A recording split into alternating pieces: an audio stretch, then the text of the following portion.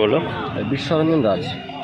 কি এই যে প্যান্ডেলটা বানাচ্ছে, গেটটা বানাচ্ছে, এই গেটটা কি মানে কিরকম বানাচ্ছে আর কি আছে এই গেটের বিশেষত্ব কি আছে বলো।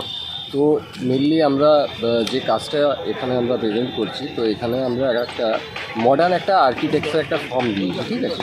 তো সেখানে একটা উড়িষ্যাকে মেনলি উড়িষ্যাকেই প্রেজেন্ট করা হচ্ছে। মডার্ন আর্কিটেকচার ফর্মটা এই জন্যই দিয়েছি যে উড়িষ্যা আজ থেকে 10 বছর 20 বছর আগে একটা সময় ছিল।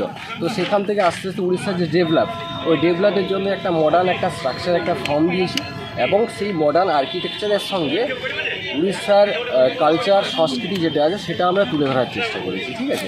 আচ্ছা, তো সেখানে মেনলি উড়িষ্যাকে বোঝানোর জন্য এখানে উড়িষ্যার কিছু টেম্পল আর্কিটেকচার ফর্মকে ব্যবহার করেছি।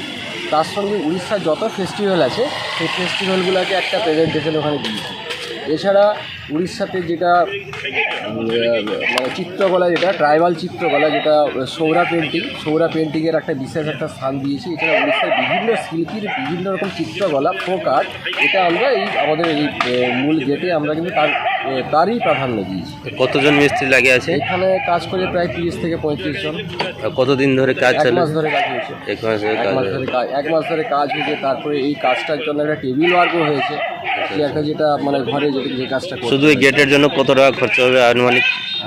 খরচা না, এই ব্যাপারটা আমি এই মুহূর্তে বলতে পারছি না, কারণ হচ্ছে এটা তো শিবশক্তি ডেকোরেটার্স কিন্তু মেনলি কাজটা কিন্তু শিবশক্তি ডেকোরেটার্সেরই কাজ। তো এই ব্যাপারটা ভালো করে জানবেন। আর ওভারঅল কাজ কিন্তু তারই, আমি আজ আর্টিস্ট হিসেবে এখানে কাজ করেছি। কনসেপ্টটা